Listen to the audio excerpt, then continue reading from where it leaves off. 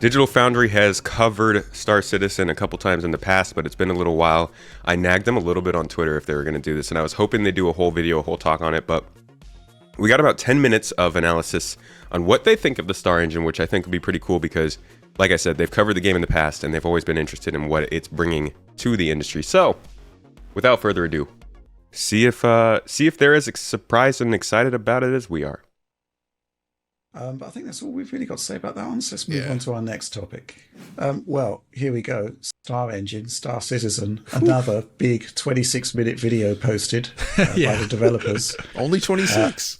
Only 26 minutes. Shame for shame.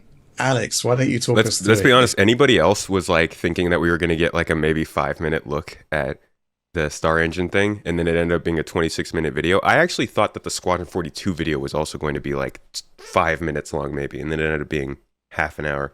Good stuff. This is your game. What's going on there? What are we going to get excited about? So this year is actually something, well, they showed a version of this video at the CitizenCon that I talked about 3 weeks ago now? 2 weeks ago? How long ago was it? But since then, they re-released it, and they changed some things about it. Because that was showed a work in progress version of it. Like it had like obvious funny bugs in it with like the AI.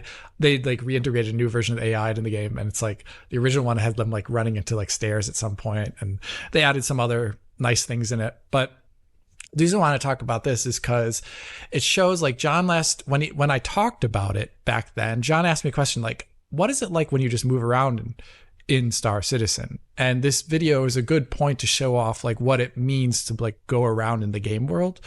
It takes some liberties. I mean, that's the biggest thing, right? Is like the whole the go-to comparison now is Starfield. Every single time you talk about Star Citizen, if planetary transitions come up, or I guess rather, Starfield has made Star Citizen seems so much more impressive to people because of how many loading screens are in that game. So then every time you talk about moving around in Star Citizen or something, that comparison is always brought up, and I've seen it almost every time I've ever watched this trailer and looked at comments or anything. With the aspect of like you would be in a ship in this game, you wouldn't be just like a free floating camera, but it is also constrained in the exact same way a ship is. Like at multiple points in this trailer, it'll go into what is like the quantum drive state, where it brings you fast, like close to the speed of light to actually move around in like a good pace. Otherwise you'd be taking, a really long time to go between planets. But they do that multiple times in the trailer, and you get to see like you just moving from one. I think this is also really cool. They added in this relative velocity and relative distance covered because relative distance. Because like if you think about it, anytime you are, when we're watching movies like sci-fi movies, space movies, Star Wars, they all do this where like they move or they show ships moving around in space in ways that's just, it doesn't even make sense, right? Like they'll show like the ship jumping into orbit over a planet, and it's like 50,000 kilometers away from the planet. And then and then they just like kind of show it conventionally soar down into the atmosphere of the planet. And you're like, how fast are they going? So I like that they showed the relative velocity here, because you can kind of get a sense of like, okay, so if I'm moving this speed, that's what a planet looks like when I'm flying past it. And it gives you more context to space. That's nice. Thanks for that. Wish we could fly that fast. To like a jump point in the game. And it gives you a sense of the scale, because you like start off at like the solar level. They start off with the really cool like Wing Commander Recreate Worlds Origin systems, like the conductor opening up the level, like really great callback to the Wing Commander games or Origin games. And then it moves into like looking at a planet. And that's like one thing that they added to this trailer that's really awesome is there's like the relative speed on the right hand side, and you can see it tick up close to like the speed of light at times. Mm-hmm. And they also show the amount of distance covered in the game, because they're moving, ridiculously far, like, AU's levels at one point when they go through the jump gate. And it goes through all the kind of things that over the years that Star Citizen, that has made it such an ambitious and interesting project. It's showing off things that you just don't ever see in games. Like there's one point where they're going through the atmosphere on, I believe it's one of the planets in the Pyro system. So the latter half of the video, like really beautiful blue clouds. Oh, dude. And then all of a sudden you see like right? Yeah, I think you see a reclaimer, which is a ship that kind of is in the game, so players can salvage broken ships and like detritus in the universe and sell it on the market. And they show it coming down through the atmosphere, and they show like a bunch of people on the ship going around trying to fight a fire that had broken out on the ship as the ship goes down. The central core. And these are things this is so funny. Like, no, this is the new one. But you guys remember in the first one when the people were just literally standing in the fire, like they did not care that they were burning alive. That was funny. That had broken out on the ship as the ship goes down. The central core. And these are things that like multi-crew gameplay, something you only really got in like Star Trek Bridge Commander, if you've ever played it.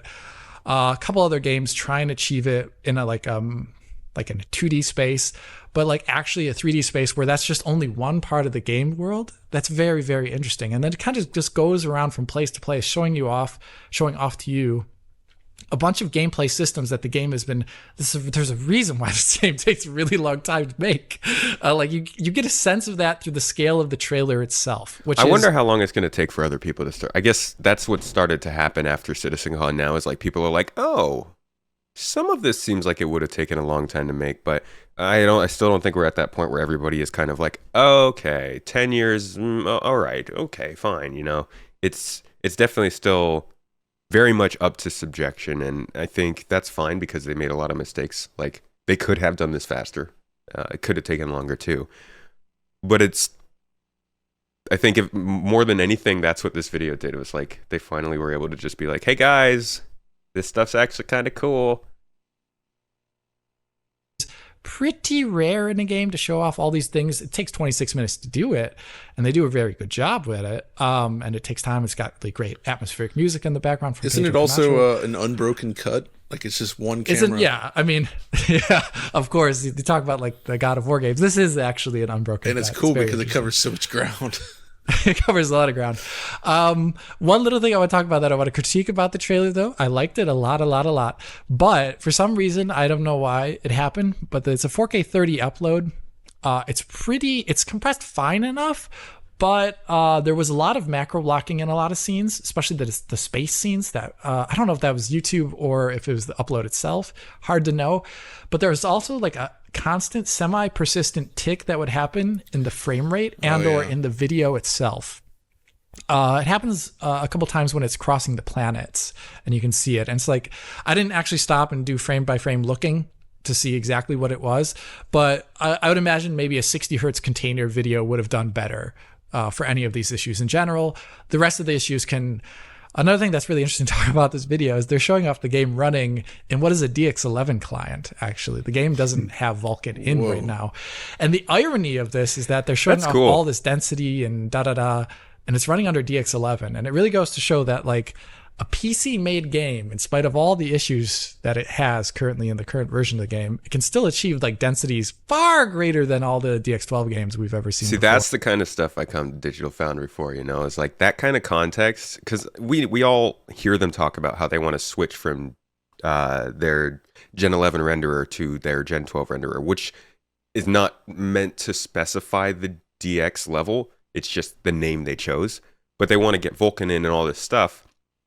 And we hear them talk about it, right? But it's nice to hear from a third party that, hey, the work that they've done, it means something.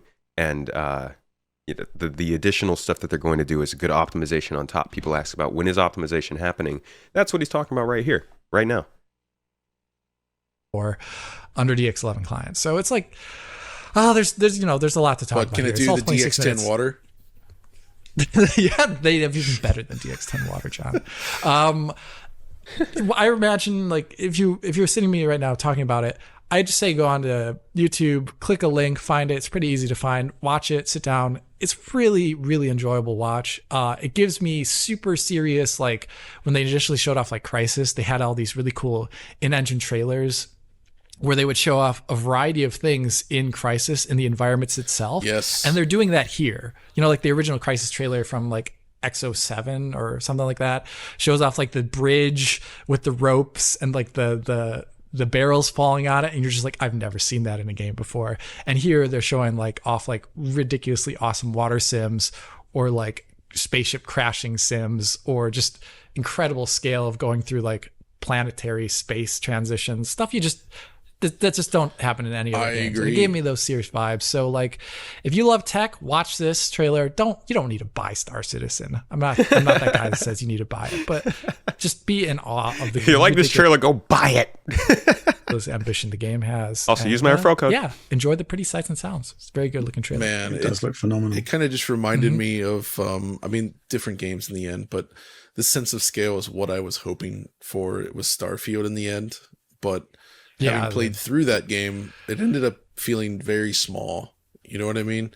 It just, with everything being segmented and all the loading screens and the zoning and the way it just works, and then eventually you just use fast travel because there's nothing really to see. You know, I've still not done my own full review on this, but I mentioned it a couple times. And like my first impressions video of Starfield, I talk about how I felt like it was a great RPG experience. Obviously, that's first impressions. Things may have changed, but in that video, I talk about how it felt like a great RPG experience.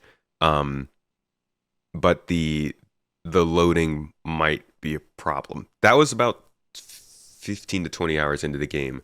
And it ended up, I think being one of the bigger problems, obviously, with the way that people have been reviewing and critiquing the game. But it really is a bummer because, like, even when you look at a game like Mass Effect 3, which was, in my opinion, the previous bar for a good space opera RPG. Outer Worlds was great, just didn't reach that scale.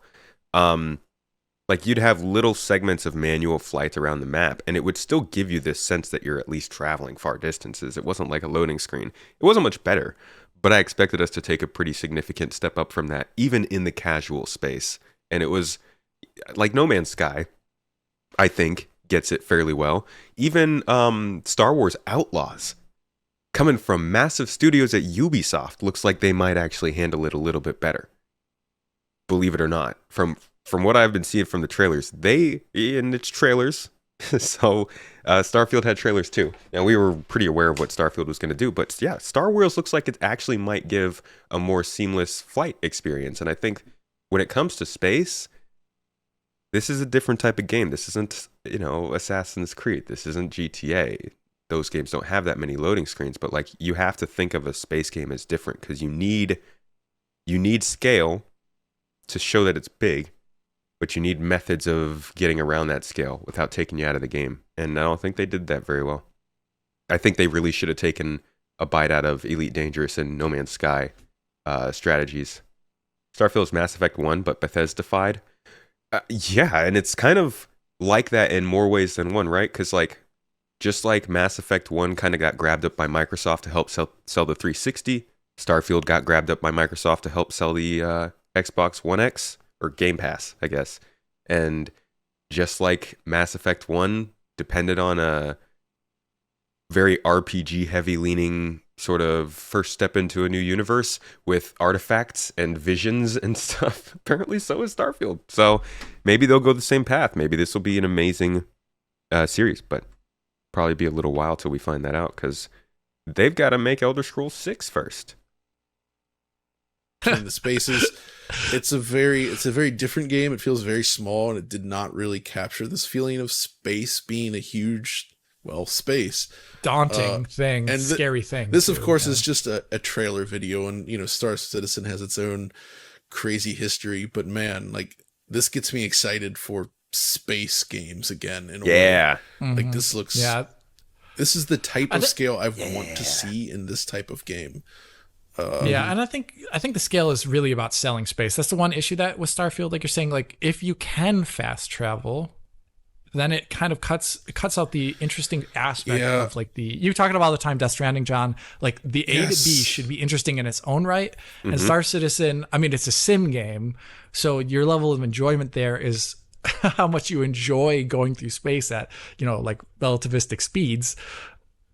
But it's there, and there's a whole game built around these things. It's really it's a lot of fun. That is the difference. It's a lot of fun there. To play with friends. You're exactly right. Yeah. It's the journey. That's such a big thing. It's all choice. It's all choice and consequence. I'm sorry I'm pausing this so much, but like, that's huge, right? You have fast travel, but you give someone a consequence for that fast travel or a reason to have to do it and pay attention to it. Like, they're adding that into quantum travel, which I think is good, but there's also quantum fuel There's like wear and tear. There's all these things you have to keep in mind. It's not just you're traveling from one place to another. You got to make the game that part of the game. Versus the reward. And a lot of open world games, including Starfield, like they're all built to like what happens at point A or point B is the interesting thing, and everything in between really isn't. Which is also weird because Bethesda's prior games were pretty good about the in-between stuff, I'd say. And I think Starfield it got away from them in terms of scale, because to make something that with as many different places you could go, they couldn't really deliver a world like that. Arguably, that's where the interplanetary travel could have, like, they could have still had you loading from, they could have not had space to ground transitions, but they still could have had, like, the equivalent of the Skyrim, you leaving Winter Run or whatever the name of the, what is the name of the main city, first one you get to? I forget the name of it. It's not Winter Run. That's Game of Thrones, probably. Whiterun. But like you get there and that's a load. You get in the city, but when you get out of the city onto the countryside, that's the more free-form Bethesda. Like you go between places and discover things. Well, the problem there is that there was nothing to discover there, because it's like most planets were like one city and then just like generated terrain that had a border that you would run into. That was also just I mentioned that in the impressions too. You leave Aquila City. You travel like half a mile into the hills. You pick up a data pad and look at the lore, and the person is like, "Ho, good thing we found the safest place on the whole planet besides Aquila City." And you're like, "There's a whole planet, and the safest place besides the city is half a mile away." Like I feel like that was one of the most jarring moments for me when I was playing Starfield, and I said it in the impressions just as kind of an afterthought. I didn't realize until like a month later that was going to be kind of indicative of the game as a whole, because there's just so much opportunity. You can't go and put stuff like that in the lore, right? That just makes it feel like there's no point to the rest of the planet. And I don't know, that hurts. That hurts. Haven't even gotten a command yet for the giveaway. You get into the giveaway on the website, my friend. Because the giveaway is posted on Twitter, it's on YouTube, it's on all kinds of places. There wasn't any purpose in actually going out there most of the time, and that is kind of the bummer. Like even, oh man, yeah, I know what it is. I think they made a good game for what it is. It's just it didn't do the thing that I was hoping it would do. Yeah, that's fine. Yeah, but that's fine. I still want a game like that, and does not. It doesn't. Yeah, it like obviously different games, different strokes for different folks. This is Star Citizen is absolutely not Starfield in any sense of the word. It does not completely try to be. Different. It's an MMO. Yeah. But one little thing I want to call out at the end here, a lot of great stuff in the trailer, but also if you go to the very end of the trailer, the StarEngine logo, which they apparently just coined, is actually the Origin Systems logo. It's got like that the comet and the burst, starburst at the end of the logo. You're right. So they're calling back to a lot of old Chris. It's at the very end of the trailer. Yeah. So that's so cool. Scroll to the very end of it. It's the old Origin Systems starburst with the comet. It's very cool. But it's good to see this game seeing more success now in the last couple of years. Seems to be keep growing. And I'll be covering it on the channel as soon as it is humanly possible.